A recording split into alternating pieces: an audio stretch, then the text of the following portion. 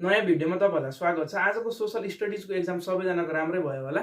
अब भोलि इपीएस अथवा एचपी को एक्जाम छ। इपीएस को एक्जामको लागि कुन कुन टपिकहरु चाहिँ इम्पोर्टेन्ट छ, कुन कुन टपिकहरु नछुटाइकन पढ्नुपर्छ, ती सबै कुराको बारेमा चाहिँ यस भिडियोमा चाहिँ मैले बताउने छु। र मैले चाहिँ केही नोट्सहरु चाहिँ प्रोभाइड गरेको छु। तपाईहरु चाहिँ भिडियोको चाहिँ डिस्क्रिप्सनमा गएर त्यो नोटलाई चाहिँ पीडीएफ डाउनलोड गरेर पढ्न सक्नुहुन्छ। र एउटा कुरा चाहिँ जानकारी गराइहालौँ, त्यहाँ नोट्समा चाहिँ मैले डाटाहरु चाहिँ लिँदाखेरि गभर्नमेन्ट बुकबाट चाहिँ डाटाहरु लिएर राखिदिएको छु।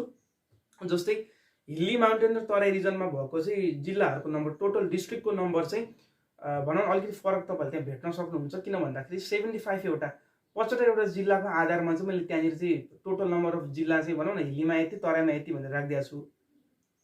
तर अहिले चाहिँ रिसेन्ट चाहिँ नेपालमा 77 वटा चाहिँ जिल्लाहरू भएको कारणले गर्दाखेरि चाहिँ अब कतिपय बुकहरुमा चाहिँ 77 वटा जिल्लालाई चाहिँ आधार मानेर चाहिँ भनौँ न अपडेटेड चाहिँ त्यहाँनिर इन्फर्मेसन राखिदिएको छ। तर हाम्रो गभर्नमेन्ट बुकमा चाहिँ अपडेट नगरिदिया भएको कारणले गर्दाखेरि मैले पनि अपडेट चाहिँ गरिदिएको छैन है त त्यहाँनिर। ठिक छ ल। अब हामी चाहिँ इम्पोर्टेन्ट टपिकहरुलाई चाहिँ डिस्कसन गर्छौं। जस्तै युनिट 1 बाट तपाईहरुले aspects of health, population and इन्भाइरोन्मेन्टको सबै एस्पेक्ट्सहरु, फिजिकल एस्पेक्ट हैन, political aspect, social aspect, economic aspect, यी सबै एस्पेक्ट्सहरुको डेफिनेसन र एक्जाम्पल्सहरु चाहिँ पढ्नुपर्छ हैन। तपाईहरुलाई 1 मार्क्समा चाहिँ व्हाट इज पोलिटिकल एस्पेक्ट भनेर सोधिन सक्छ हैन। लजहरु, प्लान्सहरु पढ्ने एस्पेक्टलाई हामीले पोलिटिकल एस्पेक्ट भनिदिन्छौं। अथवा under which aspect of health, population, environment हैन, ब्रिजेस फल भनेर क्वेशन सोधिन्छ। ब्रिजेसहरु अथवा म्यानमेड थिङ्सहरु चाहिँ कुन एस्पेक्टमा पढिदिन्छ भनेर क्वेशन सोधिन सक्छ। सो 1 मार्क्समा सोध्न सक्छ, सो तयारी गर्नु पर्यो है त। अब 4 र 7 मार्क्समा चाहिँ यसबाट कस्ता क्वेशन सोध्छन् त भन्दाखेरि चाहिँ so the inter relationship between physical aspect with health, population and environment भनेर चाहिँ क्वेशन सोधिन सक्छ। इन्टर रिलेसनशिप चाहिँ इस्टाब्लिश गर्ने खालको है त 4 अथवा 7 मा। अथवा पुरै एस्पेक्ट बिचमा चाहिँ इन्टर रिलेसनशिप इस्टाब्लिश गर्ने पनि क्वेशन चाहिँ सोधिन सक्छ। मिल्छ भनेदेखि चाहिँ डायग्रामहरु बनाएर हैन अलिकति क्रिएटिभ वेमा चाहिँ आन्सर दिँदाखेरि भयो यसको। ठिक छ। सो सबै एस्पेक्ट्सहरु चाहिँ तयारी गर्नु पर्यो। अब युनिट 2 बाट चाहिँ तपाईहरुले हैन डेमोग्राफीको बारेमा पढ्नु पर्यो थोरै हैन। डेमोग्राफी भने के हो हैन, त्यसै गरेर डेमोग्राफीको स्टार्टिङ चाहिँ कहिलेबाट भयो हैन, फादर अफ डेमोग्राफी को हो, अनि त्यसपछि डेमोग्राफी भन्ने टर्मलाई चाहिँ कसले सुरु गर्नुभयो, यी खालका कुराहरु चाहिँ पढ्नु पर्यो। मैले सबै आन्सरहरु चाहिँ राखिदिएको छु हैन, तपाईले चाहिँ हेर्न सक्नुहुन्छ है त त्यो नोट चाहिँ डाउनलोड गरेर। र त्यसपछि डेमोग्राफिक मेजरमेन्ट, कम्पोनेन्ट र प्रोसेसेसहरुमा चाहिँ अब डेमोग्राफिक मेजरमेन्टमा चाहिँ तपाईले फर्टिलिटी, मोर्टालिटी र माइग्रेसनको चाहिँ मेजरमेन्टहरु पढ्नु पर्यो। जस्तै यो भनेको चाहिँ हाम्रो न्यूमेरिकल प्रब्लमहरु के इपीएस मा भएका न्यूमेरिकल प्रब्लम्सहरु चाहिँ तयारी गर्नु पर्यो। अब 1 मार्क्समा चाहिँ तपाईलाई कहिलेकाहीँ फर्मुला सोधिन सक्छ। मेनली चाहिँ पीडीटी, पपुलेसन डबलिङ टाइम निकाल्ने क्वेशन चाहिँ सोधिन्छ तपाईहरुलाई हैन। सो तयारी गर्नु पर्यो। 70/PGR गर्ने पीडीटी आउँछ भनेर हैन। अनि तपाईहरुले चाहिँ यो इपीएस मा चाहिँ न्यूमेरिकल गरिसकेपछि युनिट चाहिँ मजाले लेख्नुपर्छ। युनिट लेख्न छुट्यो भनेदेखि मार्क्स आउँदैन। युनिट चाहिँ राम्ररी याद गर्नु होला। कसैको चाहिँ पर 1000 मा युनिट छ, कसैको पर्सेन्टेज छ हैन, कसैको युनिट फरक छ। त्यही भएर युनिट्सहरु तयारी गर्नु होला, फर्मुलाहरु पनि तयारी गर्नु होला। मैले फर्मुलाहरु चाहिँ भिडियोको डिस्क्रिप्सनमा एउटा लिंक राखिदिएको छु, त्यहाँबाट पनि तपाईले डाउनलोड गरेर चाहिँ हेर्न सक्नुहुन्छ फर्मुलाजहरु हैन। ल अब हामी अरु कुराहरु चाहिँ गर्छौं है। जस्तै अब यो लेसनबाट तपाईले पढ्न पर्ने त कुराहरु थाहा पाइहाल्नु भयो न्यूमेरिकल भनेर। अब न्यूमेरिकलको चाहिँ चुजमा अल्टरनेटिभमा चाहिँ अर्को क्वेशन पनि दिएको हुन्छ। क्वेशन नम्बर 13 मा चाहिँ अर भनेर अर्को क्वेशन दिएको हुन्छ। न्यूमेरिकल आउँछ न्यूमेरिकल गर्ने, अरु क्वेशन आउँछ भने अरु क्वेशन गर्ने। ठिक छ। अनि तपाईहरुलाई 7 मार्क्समा चाहिँ यो लेसनबाट कहिलेकाहीँ चाहिँ कस्तो क्वेशन पनि सोधिन्छ त भन्दाखेरि भनौं जस्तै एक्सप्लेन द मेजरमेन्ट्स अथवा मेजर्स अफ फर्टिलिटी भनेर क्वेशन सोधिन्छ। फर्टिलिटीको मेजर्सहरु चाहिँ एक्सप्लेन गर्नु भनेर। जस्तै फर्टिलिटीमा चाहिँ टोटल फर्टिलिटी रेट, एएसएफआर हैन, यिनीहरुको बारेमा चाहिँ छोटो डिस्क्रिप्सन लेखेर अनि त्यसपछि सबैको फर्मुलाहरु चाहिँ लेख्न पर्ने चाहिँ हुन्छ के। कहिलेकाहीँ चाहिँ माइग्रेसनको मेजर सोधिन्छ हैन, कहिलेकाहीँ चाहिँ मोर्टालिटीको सोधिन्छ। सो सबैको चाहिँ फर्मुलाहरु चाहिँ मजाले तयारी गर्नु पर्यो है त। ठिक छ। अब अर्को कुरा छ यसबाट तपाईहरुलाई चाहिँ र्यापिड पपुलेसन ग्रोथको डेफिनेसन, त्यसपछि causes of rapid population growth र effects of rapid population growth. अनि र्यापिड पपुलेसन ग्रोथलाई चाहिँ मिनिमाइज गर्नको लागि हामीले के गर्न सक्छौं है त, यो कुराहरु भयो। अनि र्यापिड पपुलेसन ग्रोथको इफेक्ट्सहरु चाहिँ कसरी सोधिन्छ त भन्दाखेरि effects of rapid population growth on economic sector हैन, अनि एजुकेसन सेक्टर अथवा सोशल सेक्टर भनेर चाहिँ सोधिन्छ, इन्भाइरोन्मेन्टल सेक्टर भनेर सोधिन्छ। सो डिफरेन्ट सेक्टरमा कस्तो कस्तो असर परेको छ र्यापिड पपुलेसन ग्रोथले, त्यसको बारेमा चाहिँ तपाईहरुको चाहिँ 10 क्लासको बुकमा चाहिँ छैन भनेदेखि तपाईहरु चाहिँ 9 क्लासको चाहिँ फ्लिप बुक चाहिँ गएर हेर्न सक्नुहुन्छ। जस्तै गुगलमा चाहिँ तपाईहरुले हैन क्लास 9 ईपीएस फ्लिप बुक भनेर सर्च गर्नु भने आउँछ। त्यहाँ गएर चाहिँ तपाईहरुले चाहिँ हेर्न सक्नुहुन्छ है। डिफरेन्ट सेक्टरमा भएको इफेक्ट्सहरु चाहिँ दिएको छ के। ठिक छ। अब हाम्रो 10 मा पनि कुनै बुक लिएको छ, कुनैले दिएको छ नि, तर एक्जाममा चाहिँ सोधिरहेको हुन्छ के। अनि अर्को कुरा छ पपुलेसन म्यानेजमेन्ट है त। पपुलेसन म्यानेजमेन्टको डाइरेक्ट मेथड र इन्डाइरेक्ट मेथडहरूको बारेमा जान्नु पर्यो। अनि त्यसपछि जुन डाइरेक्ट मेथडहरू छ त्यहाँभित्र पनि फ्यामिली प्लानिङ डिभाइसेसहरूको बारेमा टेम्पोररी होइन, त्यसै गरेर पर्मानेन्ट फ्यामिली प्लानिङ डिभाइसेसहरूको नेचुरल र आर्टिफिसियल सबैको बारेमा चाहिँ तयारी गर्नुपर्छ। यसबाट 1 मार्क्स पनि क्वेसन सोधिन सक्छ होइन, सर्ट नोट्सहरू पनि सोधिन सक्छ फ्यामिली प्लानिङ डिभाइसेसहरूको बारेमा। ठिक छ, ओके। अब यो लेसनबाट अनि तपाईँहरूलाई चाहिँ अर्को कुरा के पनि छ त भन्दाखेरि जस्तै नेपालमा चाहिँ अनइभन डिस्ट्रिब्युसन अफ पपुलेसन हुनुको कारण चाहिँ के हो भनेर क्वेसन सोधिन सक्छ होइन। जस्तै तराईमा चाहिँ धेरै छ पपुलेसन अनि माउन्टेन रिजनमा चाहिँ पपुलेसन एकदम थोरै हुनुको कारण के हो। अब त्यो जियोग्राफिकल डिफिकल्टिज होइन, डेभलपमेन्टल एक्टिभिटिज तराईमा धेरै छ उता थोरै छ भनेर एक्सप्लेन गर्ने यो खालका कुराहरू भयो। अनि पपुलेसन डेन्सिटी पनि भनेर सोधिन सक्छ है त, तराईमा चाहिँ पपुलेसन डेन्सिटी धेरै माउन्टेनमा चाहिँ थोरै किन, यस्तो खालका क्वेसन्सहरू छ होइन, तयारी चाहिँ गर्नु होला है त। ठिक छ, अब युनिट 3बाट तपाईँले के पढ्ने त भन्दाखेरि सस्टेनेबल डेभलपमेन्ट। सस्टेनेबल डेभलपमेन्ट भने के हो, सस्टेनेबल डेभलपमेन्टको प्रिन्सिपल्स होइन, त्यसै गरी इम्पोर्टेन्स सस्टेनेबल डेभलपमेन्टको।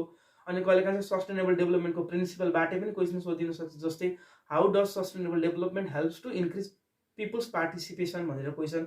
अब यिनीहरूलाई जस्टिफाई गर्ने, रिजन दिने होइन, यो खालका कुराहरू। अब एन्सर लेख्ने तरिका होइन, त्यसको बारेमा चाहिँ म अर्को भिडियो चाहिँ हाल्छु होइन, कसरी चाहिँ एन्सर लेख्ने भनेर। यसले धेरै लामो हुने भएको भएर मैले टपिकहरू मात्रै डिस्कसन गरिरहेको छु इम्पोर्टेन्ट। अनि सस्टेनेबल डेभलपमेन्टबाट अर्को कुरा तपाईँले ब्रन्डल्यान्ड कमिसनको बारेमा, जस्तै ब्रन्डल्यान्ड कमिसन कहिले इस्टाब्लिस भयो, ब्रन्डल्यान्ड कमिसनले कुन रिपोर्ट पब्लिस गर्यो, आवर कमन फ्युचर भन्ने रिपोर्ट पब्लिस गर्यो होइन, 1987 एडीमा चाहिँ आवर कमन फ्युचर चाहिँ पब्लिस गर्यो रिपोर्ट।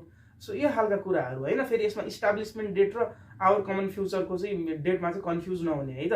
ब्रन्डल्यान्ड कमिसन चाहिँ 1983मा चाहिँ इस्टाब्लिस भएको, अनि ब्रन्डल्यान्ड कमिसनले आवर कमन फ्युचर चाहिँ 1987 एडीमा चाहिँ के गरेको त भन्दाखेरि चाहिँ पब्लिस गरेको। सो यी खालका क्वेसन्सहरू चाहिँ सोध्न सक्छन्। ठिक छ, र अरू कुरा के छन् त भन्दाखेरि डेभलपमेन्टको चाहिँ डिफ्रेन्ट एरियाजहरू, जस्तै एजुकेसन सेक्टरमा हुने डेभलपमेन्ट होइन, इकोनोमिक सेक्टरमा हुने, इन्भाइरोमेन्टल सेक्टरमा हुने, एग्रिकल्चरल सेक्टरमा हुने अथवा स्कोप्स अफ डेभलपमेन्ट भनेर क्वेसन्सहरू सोधिन सक्छ। मेन कुरा चाहिँ के भयो हाम्रो sustainable development and its principle होइन, importance of sustainable development in the context of Nepal. र अर्को कुरा के पनि छ त भन्दाखेरि रिजनल ब्यालेन्स इन डेभलपमेन्ट अथवा ब्यालेन्स्ड रिजनल डेभलपमेन्ट भन्ने एउटा टपिक छ, जसलाई चाहिँ डिसेन्ट्रलाइजेसन अफ डेभलपमेन्ट पनि भन्छ। सो त्यसबाट पनि क्वेसन सोधिन सक्छ। What is regional balance in development होइन, explain its importance in the context of Nepal भनेर क्वेसन सोधिन सक्छ। रिजनल ब्यालेन्स इन डेभलपमेन्ट भनेको सबै भनौँ न क्षेत्रमा, सबै प्लेसेसमा चाहिँ इक्वेली डेभलपमेन्ट गर्ने र इक्वेली चाहिँ रिसोर्सेसहरू चाहिँ डिस्ट्रिब्युट गर्ने प्रोसेसलाई चाहिँ हामीले रिजनल ब्यालेन्स इन डेभलपमेन्ट भन्छौँ होइन। सो यसको इम्पोर्टेन्सहरू तपाईँलाई सोध्न सक्छ है त।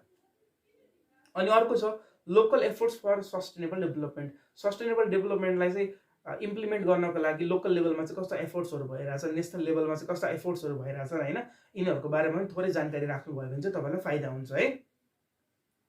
अब युनिट 4मा छ। अब युनिट 4मा चाहिँ environmental status of different geographical region छ, जस्तै mountain region, hilly region, Terai रिजनको चाहिँ तपाईँहरूले भनौँ न त्यहाँको चाहिँ इकोसिस्टमको बारेमा चाहिँ पढ्नु पर्यो। ठिक छ, जस्तै इकोसिस्टमका चाहिँ 3टा एस्पेक्ट्सहरू छन् होइन, फिजिकल एस्पेक्ट, बायोलोजिकल एस्पेक्ट अनि सोसियो इकोनोमिक एस्पेक्ट। ठिक छ, अब तपाईँहरूले चाहिँ हरेक रिजनको माउन्टेन, तराई र हिल्ली रिजनकै के गर्नु पर्छ, सोसल एस्पेक्टमा के कुरा पर्छन्, सोसियो इकोनोमिक एस्पेक्टमा होइन, फिजिकल एस्पेक्टमा के कुराहरू पर्छन्, बायोलोजिकल एस्पेक्टमा के कुराहरू पर्छन्, 3टा रिजनको त्यो कुरालाई चाहिँ स्पष्ट हुनु पर्यो होइन। कहिलेकाहीँ चाहिँ के क्वेसन सोधिन्छ त भन्दाखेरि what is the altitude range of Terai region भनेर क्वेसन सोधिन्छ होइन। सो अल्टिट्युड रेन्ज थाहा पाउनु पर्यो होइन। माउन्टेन रिजनको कति भनेर सोधिन्छ। ठिक छ, अनि त्यसपछि माउन्टेन रिजनमा पाइने चाहिँ 2टा हर्ब्सको नाम लेख होइन, 2टा बर्ड्सको नाम लेख भनेर यस्तो क्वेसन्सहरू सोधिन सक्छ 1 मार्क्समा। अथवा भनौँ न रिलिजियस प्लेसेसहरूको नाम लेख भनेर क्वेसनहरू सोध्छ। सो तयारी गर्नु पर्यो होइन। फिजिकल, बायोलोजिकल र सोसियो इकोनोमिक एस्पेक्ट सबै कुराहरू, सबै रिजनको बारेमा तपाईँले जानकारी लिनु पर्यो।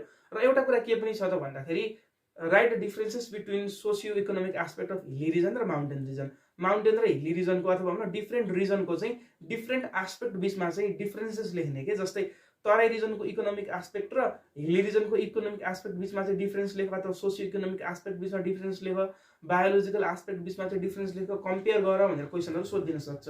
अथवा तपाईँ बस्ने रिजनको चाहिँ बायोलोजिकल एस्पेक्टलाई चाहिँ एक्सप्लेन गर्नु, सोसियो इकोनोमिक एस्पेक्टलाई चाहिँ एक्सप्लेन गर्नु भनेर क्वेसन सोधिन सक्छ।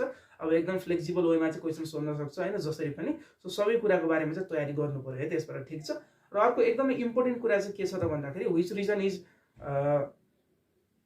रिच इन बायोडाइभर्सिटी भनेर क्वेसन सोधिदिन सक्छ भाइ भनेर होइन। यस्ता खालका क्वेसन्सहरू चाहिँ तपाईँहरूले सबै खालका क्वेसन्सहरूको चाहिँ तयारी गर्नु पर्यो। र अर्को यसबाट इम्पोर्टेन्ट टपिक भनेको चाहिँ के छ त भन्दाखेरि effects of human activity on ecosystem of different region. Hilly रिजनमा ह्युमन एक्टिभिटिजले कस्तो असर पार्यो, तराईमा कस्तो असर छ, माउन्टेनमा कस्तो असर पारिरहेछ र तिनीहरूलाई मिटिगेट गर्ने, तिनीहरूलाई चाहिँ रिड्युस गर्ने, ह्युमन एक्टिभिटिजहरूलाई चाहिँ रिड्युस गर्ने तरिकाहरू के छन् त, त्यो मिटिगेटिङ मेजर्सहरूको बारेमा पनि तपाईँहरूले चाहिँ तयारी गर्नु पर्यो है त। ठिक छ। अब सबै रिजनमा भएका इफेक्ट्सहरू लगभग सिमिलर छन्। माउन्टेनमा भनौँ न, माउन्टेन र हिल्लीहरूमा तराईहरूमा अलिअलि फरक छ। माउन्टेनमा चाहिँ जिएलओएफ होइन, ग्लासियर लेक आउटडोर फ्लड चाहिँ जान सक्छ ह्युमन एक्टिभिटिजले गर्दाखेरि, ग्लोबल वार्मिङले गर्दाखेरि होइन। यता हिल्ली रिजनमा चाहिँ ल्यान्डस्लाइडको चाहिँ धेरै डर छ। तराई रिजनमा चाहिँ चुरेहरूबाट चाहिँ धेरै चाहिँ बाढीहरू होइन, पहिरोहरू गएर चाहिँ त्यहाँनिर अलिकति भनौँ न नेगेटिभ इम्प्याक्टहरू परेको छ। यस्ता खालका कुराहरू होइन, डेफोरेस्टेसनका कुराहरू चाहिँ तपाईँहरूले पढ्नु पर्यो होइन, कसरी मिटिगेट गर्ने यो तरिकाहरू चाहिँ ठ्याक्क थाहा पाउनु पर्यो है त। ठिक छ। ओके। अनि अर्को छ होइन, बायोडाइभर्सिटीलाई चाहिँ इकोसिस्टमलाई चाहिँ तपाईँहरूले कसरी चाहिँ कन्जर्भ गर्ने होइन, प्रिजर्भ गर्ने यो खालका कुराहरूको बारेमा पनि तयारी गर्नु पर्यो यसबाट। अब क्वालिटी अफ लाइफ छ। क्वालिटी अफ लाइफबाट तपाईँहरूले जान्नुपर्ने कुरा भनेको क्वालिटी अफ लाइफको एलिमेन्ट्स। क्वालिटी अफ लाइफ भने के हो, क्वालिटी अफ लाइफलाई चाहिँ मेजर गर्नको लागि किन एउटा कम्प्लेक्स प्रोसेस हो, क्वालिटी अफ लाइफलाई मेजर गर्ने एउटा कम्प्लेक्स प्रोसेस चाहिँ किन हो भनेर क्वेसन सोधिन सक्छ। र क्वालिटी अफ लाइफको एलिमेन्ट्सहरू होइन, efforts for quality of life, how can you maintain quality of life, कहिलेकाहीँ चाहिँ small family size helps to maintain quality of life, justify this statement भनेर क्वेसन सोधिन्छ। कहिलेकाहीँ saving is very important for maintaining quality of life भनेर चाहिँ क्वेसनहरू सोधिन सक्छ। So सबै तरिकाबाट क्वेसन्सहरू तयारी गर्नु पर्यो है। ठिक छ। र यसको चाहिँ एलिमेन्ट्सहरू होइन र एफोर्ट्सहरू चाहिँ सबै लगभग एउटै छन् कि क्वालिटी अफ लाइफको। अनि तपाईँहरूलाई चाहिँ लो क्वालिटी अफ लाइफ सोधियो भने क्वालिटी अफ लाइफको जस्ट उल्टो लेखिदिने होइन। High quality of life, quality of लाइफमा चाहिँ हाई सेभिङ हुन्थ्यो भनेदेखि लो क्वालिटी अफ लाइफमा के हुन्छ, लेस सेभिङ, लेस इन्कम होइन, पोर एजुकेसन होइन, ल्याक अफ हेल्थ सर्भिसेस, यी कुराहरू हुन्छन्। सो यसलाई कम्पेरिटिभ फर्ममा चाहिँ तपाईँहरू याद गर्नु होला। र एकदमै इम्पोर्टेन्ट कुरा चाहिँ के छ त भन्दाखेरि what are the basis of quality of life भनेर क्वेसन सोधिन्छ। सो क्वालिटी अफ लाइफका चाहिँ बेसिसहरू भनेर तपाईँहरूलाई चाहिँ क्वेसन सोधिन्छ यसमा। सो अब बेसिस अफ क्वालिटी अफ लाइफमा चाहिँ तपाईँहरूले होइन एचडिआई, पिक्युएलआई होइन, अनि त्यसै गरेर एचडिआई भयो हाम्रो, पिक्युएलआई भयो, अनि बेसिक निड्स ओरिएन्टेड अप्रोचहरूको बारेमा चाहिँ तपाईँहरू पढ्नु पर्यो। ठिक छ। कसले डेभलप गर्नुभयो होइन, एचडिआई हो भने एचडिआईमा त रेन्जेसहरू छन्, रेन्जेसहरूको बारेमा पढ्नु पर्यो होइन। यी सबै कुराको बारेमा तयारी गर्नु होला। 7 मार्क्समा चाहिँ क्वेसन सोधिन सक्छ, what are the basis of quality of life भनेर एचडिआई, पिक्युएलआईहरूको बारेमा चाहिँ तपाईँहरू तयारी गर्नु पर्यो है त। कसले डिस्कभर गर्नुभयो, अझै एडिसनल इन्फर्मेसनहरू पनि गेन गर्न खोज्नु होला। सोसल स्टडिजमा पनि पढिएको छ, त्यो त्यति गाह्रो चाहिँ हुँदैन है। ओके। अब क्वालिटी अफ लाइफलाई मेन्टेन गर्नको लागि एफोर्ट्सहरू भइहाल्यो, वुमेन इम्पावरमेन्टले कसरी हेल्प गर्छ, एजुकेसनले कसरी हेल्प गर्छ होइन, सेभिङको इम्पोर्टेन्स, यही खालका क्वेसन्सहरू चाहिँ हुन्छन्। कहिलेकाहीँ क्वालिटी अफ लाइफलाई चाहिँ, क्वालिटी अफ लाइफ र लो क्वालिटी अफ लाइफलाई चाहिँ भनौँ न कम्पेयर गर्ने खालको क्वेसन्सहरू भयो यसबाट। ठिक छ। अब मेन कुरा छ हाम्रो बायोडाइभर्सिटी है त। बायोडाइभर्सिटीबाट बायोडाइभर्सिटी भने के हो र टाइप्स अफ बायोडाइभर्सिटी र तिनीहरूको एक्जाम्पल्स, जस्तै जेनेटिक बायोडाइभर्सिटी अथवा जेनेटिक डाइभर्सिटी भने के हो होइन, त्यसै गरेर इकोलोजिकल डाइभर्सिटी अथवा इकोसिस्टम डाइभर्सिटी भने के हो, स्पेसिस डाइभर्सिटी भने के हो, यो खालको क्वेसन्सहरू एक्जाम्पल्सहरू तयारी गर्नु पर्यो है त। नोट्समा पनि छ यो खालको, मैले धेरै कुरा गरिनँ यसमा। र त्यसै गरेर तपाईँहरूले चाहिँ नेपालमा पाइने डिफ्रेन्ट स्पेसिस अफ अर्गानिजमहरूको चाहिँ नम्बर्सहरू, जस्तै नेपालमा कतिवटा म्यामल पाउँछ, कति टाइप्सका चाहिँ बटरफ्लाइजहरू पाउँछ होइन, यो नम्बर्सहरू चाहिँ याद गर्नु होला होइन। नोट्समा पनि प्रोभाइड गरिएको छ त्यो है। र अर्को कुरा चाहिँ के पनि छ त भन्दाखेरि तपाईँहरूले चाहिँ बायोडाइभर्सिटी पढ्नु पर्ने चाहिँ रियर प्लान्ट्स अफ नेपाल होइन, रियर एनिमल्स अफ नेपाल, जस्तै एनिमल्स र प्लान्ट्सहरूको बारेमा एकदमै पढ्नु पर्छ। जस्तै 100 राइनोको बारेमा, एसियाटिक रक पाइथन होइन, रेड पान्डा भयो, त्यसै गरेर बेङ्गल टाइगर होइन, अनि त्यसपछि हाम्रो बेङ्गल टाइगर छ, अनि हाम्रो एसियाटिक एलिफेन्ट भयो, 100 राइनो भयो, अनि अर्को चाहिँ त्यो ठुलो धनेश भयो होइन, ब्युसेरस बाइकर्निस भन्ने छ। सो यिनीहरूको चाहिँ कजेज अफ रेयरनेस के हो होइन, यिनीहरूको चाहिँ फिजिकल फिचर्सहरू के छन्, यिनीहरूलाई कन्जर्भ गर्नको लागि हामीले के गर्न सक्छौँ। त्यसै गरेर प्लान्ट्सहरू पनि, इम्पोर्टेन्ट प्लान्ट्सहरूको बारेमा पनि पढ्नुपर्छ, रियर प्लान्ट्सहरूको बारेमा होइन। ट्याक्स जस्तै हाम्रो लाउड सल्ला होइन, ट्याक्स वालिचियानाको बारेमा पढ्नु पर्यो होइन। त्यसै गरेर अब हाम्रो सर्पेन्टिनाको बारेमा, जति पनि यो प्लान्ट्सहरू चाहिँ रियर प्लान्ट्सहरू चाहिँ दिएको, तिनीहरूको बारेमा चाहिँ युजेसहरू, कुन कुन पार्ट्सहरू युज हुन्छन्, किन रियर भइरहेछन् होइन, अनि तिनीहरूलाई कन्जर्भ गर्नको लागि हामीले के गर्न सक्छौँ, र तिनीहरूको चाहिँ कुन पार्ट्सबाट चाहिँ मेडिसिन बनाउँछ, र कुन कुन डिजिजहरू चाहिँ ट्रिट गर्नको लागि युज हुन्छ, कस्तो भेजिटेसनमा पाउँछ, यो खालका क्वेसन्सहरू सोध्नु पऱ्यो। जस्तै एक्जाम्पलको लागि हैन which rare plant of Nepal is use for preparation of taxol भनेर क्वेसन सोध्छ के भयो यो लाउड सल्लाह भयो ठीक छ कहिलेकाहीँ तपाईहरुलाई चाहिँ which rare plant of Nepal is use to prepare incense stick भनेर क्वेसन सोध्छ अथवा पर्फ्युम भनेर क्वेसन सोधिदिन्छ हैन स्पाइकनाट भयो अनि which rare plant of Nepal grows in sal vegetation भनेर सोधिदिन्छ सर्पेन्टिना भयो सो यस्ता खालको क्वेसन्सहरु चाहिँ तपाईहरुले याद गर्नु पर्यो र मैले यसको चाहिँ एकदमै सर्टकट नोट्सहरु चाहिँ प्रोभाइड गरेकै छु है त र यो प्लान्ट्स र एनिमल्सहरुलाई चाहिँ किन यिनीहरु चाहिँ भनौं न पपुलेसन घट्दैछ यिनीहरुको कजेज अफ रेयरनेस किन रेयर हुँदै गइराछन् हैन कसैको स्किनको लागि होला कुनै एनिमलको कुनै प्लान्टको चाहिँ भनौं मेडिसिनल भ्यालुले गर्दाखेरि होला मान्छेले जथाभावी कलेक्ट गरेर रेयर भएको फरेस्ट फायरले गर्दाखेरि होला विविध कारणहरु चाहिँ छन् नि त्यो कारणहरुलाई कजेसहरु पढ्नु पर्यो र तिनीहरुलाई चाहिँ कसरी कन्जर्भ गर्ने कन्जर्भेसन मेथड्सहरु पनि पढ्नु पर्यो लगभग सबैको कन्जर्भेसन मेथड्सहरु एउटै छ हैन इन सिच्यु एक्स सिच्यु यो खालका कुराहरु चाहिँ त्यहाँ लगाउन सकियो है त ओके अब छ कन्जर्भ इम्पोर्टेन्स अफ बायोडाइभर्सिटी हैन बायोडाइभर्सिटीको चाहिँ इम्पोर्टेन्सहरु जस्तै 12-13 वटा इम्पोर्टेन्सहरु चाहिँ बुकमा चाहिँ प्रोभाइड गरेको छ टुरिज्म डेभलपमेन्ट देखि लिएर हैन इम्प्रुभमेन्ट इन ब्रिड देखि लिएर विविध कुराहरु छन् नि सो सबै कुराहरुको बारेमा पढ्नु पर्यो पोसिबल क्वेशन चाहिँ यसबाट सबै छन् जस्तै how does biodiversity helps in improvement of breed भनेर क्वेशन सोधिदिन सक्छ how does biodiversity helps to promote tourism भनेर क्वेशन सोधिदिन सक्छ सो अब डिफरेन्ट ओपिनियनहरु दिएर चाहिँ आफ्नो एन्सरलाई चाहिँ जस्टिफाई चाहिँ गर्नु पर्यो है त खाली चाहिँ छोड्नु भएन अनि अर्को कुरा Nepal is rich in biodiversity भनेर पनि क्वेशन सोध्न सक्ने भयो हैन जस्टिफाई दिस स्टेटमेन्ट भनेर ओके मैले अघि उता इन्भाइरोमेन्ट स्ट्याटसमा चाहिँ थोरै बायोडाइभर्सिटीको कुरा नि मिक्स गरिदिएको थिएँ किनभने त्यहाँ चाहिँ हामीले बायोलोजिकल एस्पेक्टमा बायोडाइभर्सिटीको कुरा पनि भएको भएर है र ठिक छ अनि हल्का चाहिँ अब नेशनल पार्कहरुको बारेमा चाहिँ थोरै जानकारी लिँदाखेरि चाहिँ हुन्छ तर हाम्रो सिलेबसमा चाहिँ नेशनल पार्कहरुको बारेमा चाहिँ छैन है र ठिक छ ल अब यसबाट तपाईहरुले अब अर्को लेसन चाहिँ युनिट 7 बाट जान्न पर्ने चाहिँ अब डिजिजहरुको बारेमा हैन कम्युनिकेबल भने के हो नन कम्युनिकेबल भने के हो जस्तै कम्युनिकेबलको लागि डिजिज साइकल हुन्छ सो त्यो डिजिज साइकल चाहिँ कसरी कन्टिन्यू हुन्छ डिफरेन्ट टाइप्स अफ डिजिजेसहरुको बारेमा थाहा पाउनु पर्यो जस्तै कम्युनिकेबल डिजिज भित्र के छ त food and water borne disease छ जस्तै एस्कारिस इन्फेस्टेसन छ हैन डायरिया छ डिसेन्ट्रीमा दुईटा टाइपको छ एमिबिक डिसेन्ट्री र ब्यासिलरी डिसेन्ट्री हैन यिनीहरुको बारेमा तयारी गर्नु पर्यो हैन डिफरेन्सेस पनि सोधिदिन सक्छ अनि एयरबोर्न डिजिजबाट चाहिँ कमन कोल्ड सोधिदिन्छ हैन अनि त्यसपछि तपाईहरुलाई चाहिँ अर्को चाहिँ इन्भाइरोमेन्टल डिजिजबाट भाइरल इन्फ्लुएन्जा त्यसै गरेर कोलेरा हैन अनि त्यसपछि अर्को कुरा भनेको चाहिँ यतापट्टि हामीलाई भाइरल इन्फ्लुएन्जा कोलेरा हैन यिनीहरुको बारेमा चाहिँ क्वेशन सोध्न सक्ने भयो ठीक छ ओके अनि मलेरिया भनेर पनि छ हैन मलेरिया डेंगु भनेर छ डेंगुको बारेमा चाहिँ पढ्नु पर्यो हैन डेंगु चाहिँ पजिटिभ एजेन्ट के हो हैन क्यारियर के हो भनेर सो यिनीहरुको बारेमा चाहिँ तयारी गर्नु पर्यो अनि त्यसपछि उता नन कम्युनिकेबल डिजिजेसहरुबाट चाहिँ हैन तपाईहरुलाई सोध्ने भनेको अब डायबिटिजहरुको बारेमा जस्तै ब्रेन स्ट्रोक भने के हो हार्ट अट्याक भने के हो हैन अनि त्यसपछि रियोमेटिक हार्ट डिजिजको बारेमा सोध्न सक्छ रियोमेटिक फिभरको बारेमा सोध्न सक्छ डिजिजहरु चाहिँ नछुटाइकन सबै तयारी गर्नु पर्यो अनि अर्को एउटा कुरा भन्न छुटाएछु जस्तै कम्युनिकेबल डिजिजमा disease is transmitted by the means of syringe है त जस्तै हेपाटाइटिस बी र हेपाटाइटिस सी छ तिनीहरुको बारेमा तयारी गर्नु पर्यो मैले जस्ट एउटा नोट पनि चाहिँ प्रोभाइड गरिदिएको छु है त यो नछुटाइकन पढ्नु होला यो टपिकहरु अब उतापट्टि एडोलेसेन्स एन्ड त्यो एडोलेसेन्स जुन लेसन छ त्यहाँबाट तपाईहरुले चाहिँ यो सेक्सुअली ट्रान्समिटेड डिजिजहरुको बारेमा एचआईभी एड्स हैन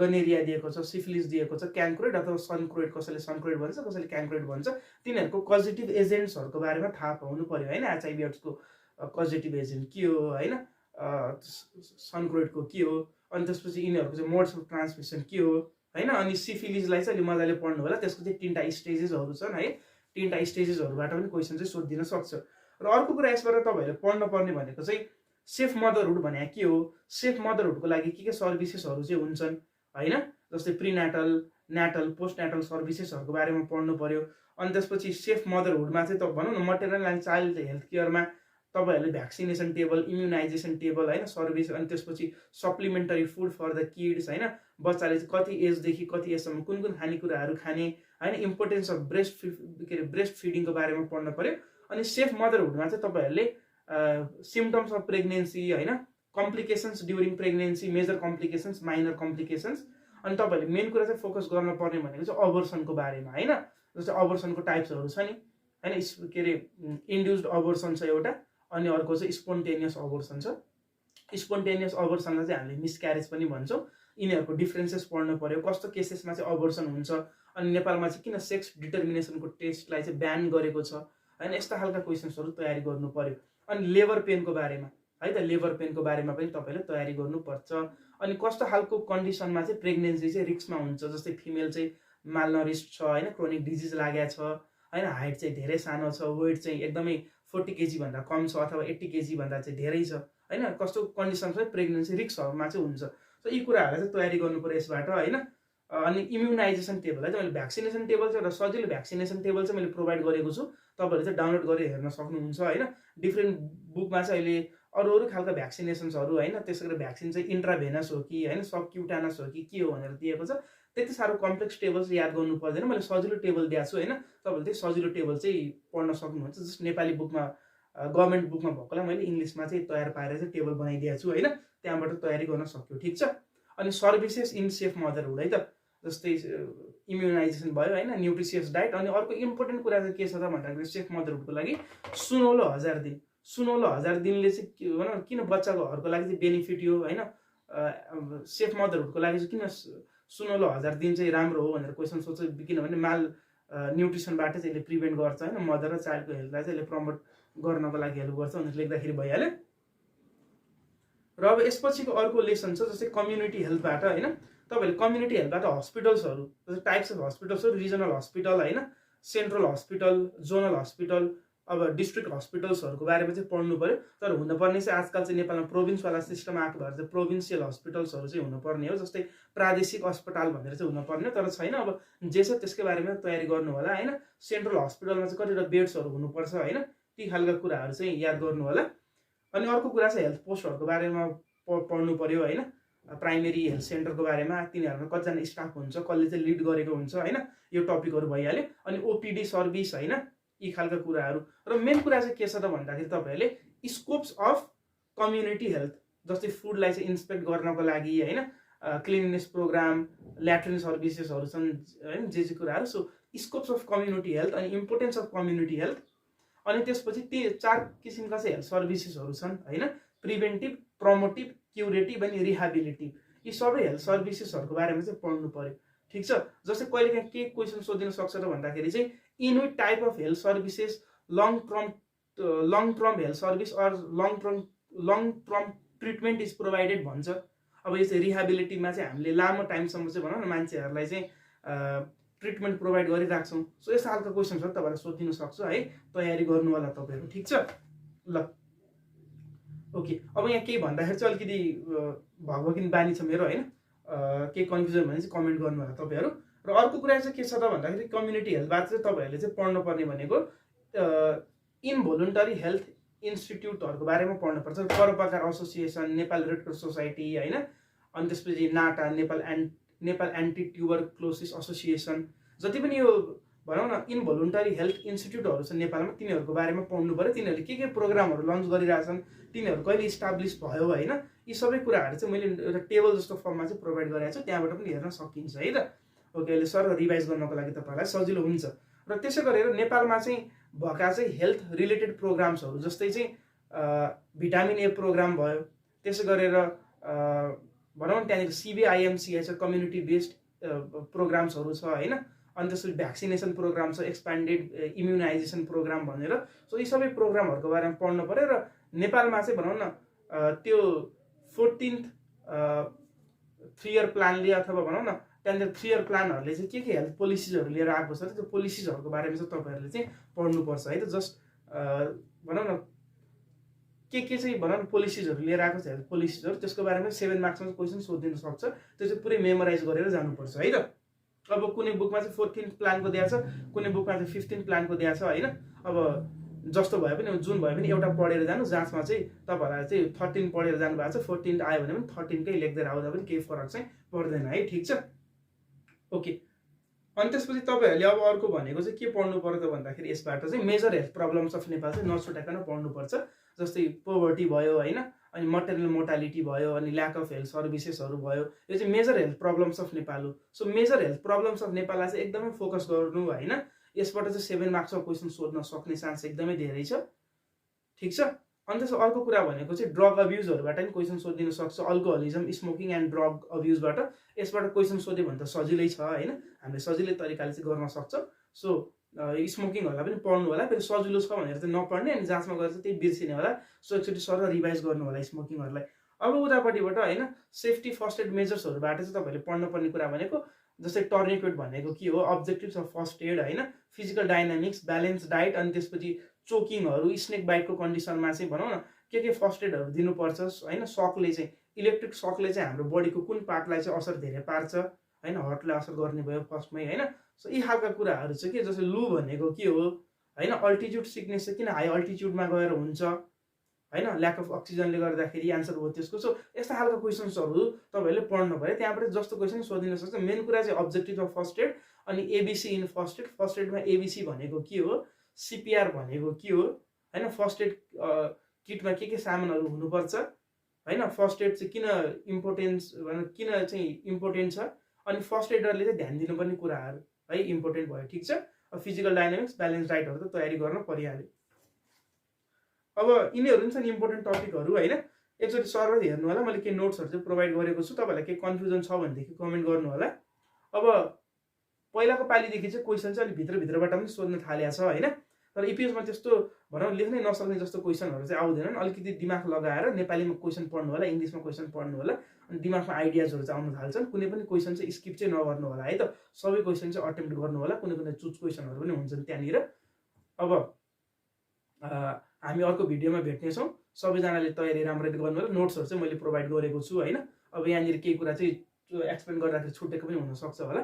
अब म अर्को भिडियो छिटै लिएर आउनेछु। सबैजनालाई गुड लक, सबैजनाले एक्जाम राम्ररी दिनु होला। अब हामी अर्को भिडियोमा भेट्नेछौँ।